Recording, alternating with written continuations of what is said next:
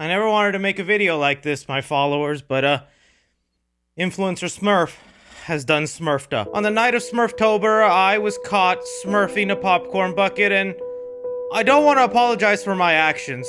I only apologize that I was smurfing caught. I apologize to my Smurf friends and families I have hurt along the way, and I hope someday you can Smurf give me. And it is for this reason I was cut from the new Smurfs movie, where I played the hero, and now I am a zero. Smurfs is the latest attempt to revitalize the Smurf franchise. This time we are following Smurfette and No Name Smurf after they begin being chased by not Gargamel, Gargamel's brother, Rosamel, to try and get a missing piece that will give him ultimate power to all the evil in the world. And that's all I'll smurfin' say, because this is a smurfin' free review. Although if I decide to smurf it up and give you some spoilers, you're gonna smurf and deal with it. So when it comes to the Smurf brand in general, I do think it's an interesting one because years ago, this was an insanely popular series. Mainly for your grandparents or my parents growing up. I know in Mexico, it was like such a huge deal. A lot of episodes, fun little collectibles. But ever since that moment, it's been nothing but poor attempts to try and put them back into that limelight. I really could not tell you how much I liked the previous Smurfs movies, because once I smurf and see one, I smurf and forget it. The Smurf jokes in here are about to be as good as this Smurfing movie, alright? Deal with it. And with this one, hopes were not any higher that this would be the magical Smurf movie to change all the Smurf movies that have come before. The obvious red flags were there, that this was probably just another attempt to keep the IP. I wonder if there's like a Spider-Man situation with these movies and they have to just be made every couple of years or somebody loses the rights to them. But I saw the popcorn bucket look pretty cool. Look at this. That's Smurfette. You can have Smurfette's house. You know I had to pick that up. So look, right off the top, I want to say, I clearly understand this is a kid's brand. This is a kid's movie. It's aimed for the child. We have this debate back and forth. Just because it's made for the brain of a toddler does not mean you have to put that same input into the script and the idea of the film. Last year, my favorite movie was The Wild Robot, a movie that children can for sure love and admire, and adults too. And with Smurfs, it's doing a lot of the major issues. For one, the celebrity voice casting. I don't know what little kid out there was yearning for a Rihanna Smurfette. It feels like that's the biggest focus of this movie. Even the tagline of the poster is Rihanna is Smurfette. At least she actually does have the singing capability for a couple of the song sequences in this film, which I'm not gonna lie, just like Papa Smurf says at the very beginning of this movie, 'tis a banger. Song in this film is actually not half bad and actually has a pretty cool sequence attached to it. But looking at the other characters they've introduced into this movie, I'm sorry, Influencer Smurf fans, but they took him to the back and shot him dead. He has been erased from this movie. One of the funniest outcomes of this film is how the world reacted when we all saw Influencer Smurf in that trailer.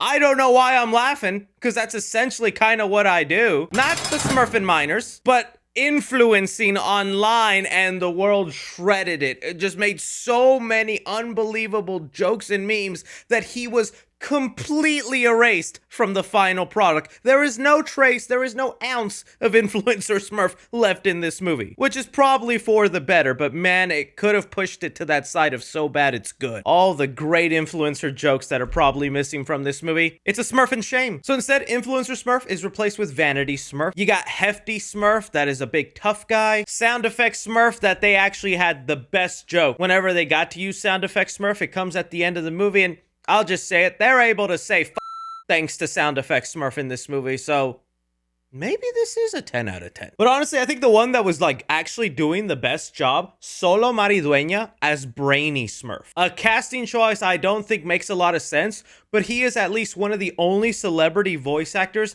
that is actually doing a voice. He's actually added a little nasaliness to his voice and changed it up so that he sounds dorky. And that lets me know that there is some effort into that Blue Man, and he was Blue Beetle, and now he is Blue Brainy Smurf. And I appreciate that effort. It just really sucks that aside from Rihanna Smurfette, the other main character Smurf is voiced by James Corden. And if you're not too familiar with James Corden, here's some context. Oh, wow. It's all the history you need to know about him. But I would say he is the male equivalent to every time Aquafina gets cast in an animated movie.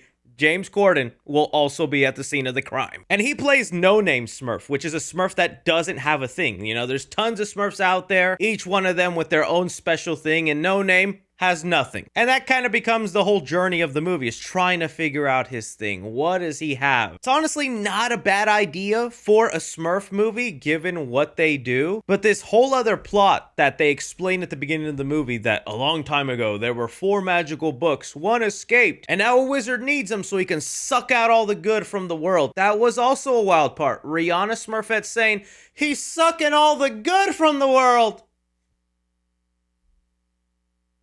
It's such a nonsensical plot, even more so because they have just run dry Gargamel in all the other Smurf movies, that they're like, we can't have another Gargamel villain Smurf movie. Does he have a brother? And so they create one that is just basically Gargamel, except shorter and with a longer nose. Basically me. You know, I can appreciate that, them trying to mix up the lore and do new things with Smurfs. Like, I always find it so fun when they do bring up Smurfette's backstory, that she was actually created by Gargamel to infiltrate the Smurfs, and that's why there is only male Smurfs and she's the only female one. That's been the basis for a lot of inappropriate jokes in the Smurf world. Not gonna make them here, but it's cool that they found that old piece of lore and somehow made it fit into this movie, and they add new stuff like Papa Smurf also having brothers? Friends? I don't remember, but they actually all wear red clothing. One named Ken, played by Nick Offerman, that gets the Smurfiest joke of the movie. You Smurfs don't know Smurf about Smurf. Sounds like a load of Smurf. Hey, stick a Smurf in it. And another one by Kurt Russell as Ron, with this long yellow Rapunzel-like hair, who is honestly only in the movie for like 3 minutes. At least they attempt to add an interesting backstory, but at the end, it's all just very bottom of the barrel jokes. Stuff that I don't even think your grandma would be chuckling at. A film that is only an hour, 30 minutes long, but feels so lengthy and like it takes forever to get to a point because the story's just not that interesting. A lot of forced pop culture references. A lot of cliche situations where just a character screaming and acting crazy is the funniest thing for children.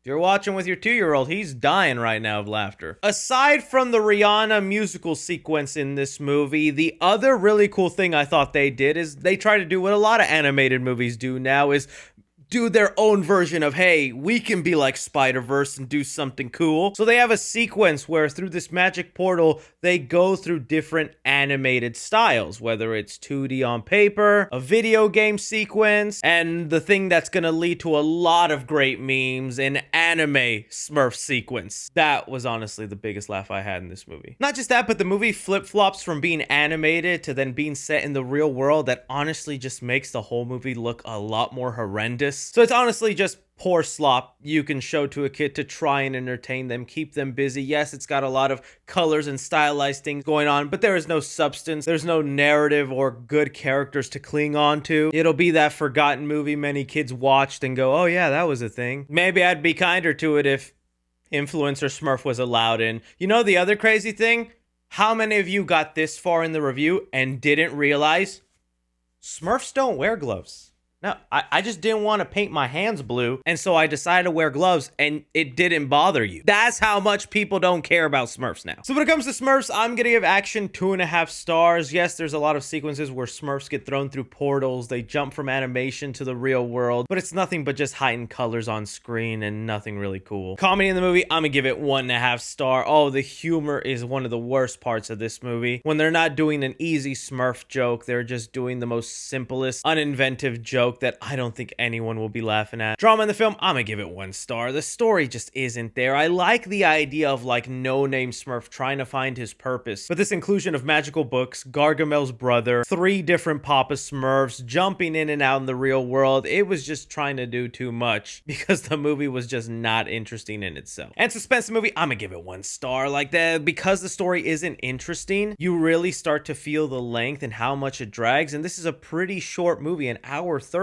and it ended up just feeling so long to me. When it comes to the 3 C's, it has to be a casual viewer that would find this interesting, more specifically just a really, really young child. I think even the threshold for some children not liking this is going to be pretty low, like right about 4 or 5. You're checking out, dude. But if you're in that 3 or under mark, oh buddy, oh boy, this is your Spider-Verse. So when it comes to Smurf, me, a 30-year-old man that decided to wake up and paint himself blue, I think Smurfs should be avoided. No, please.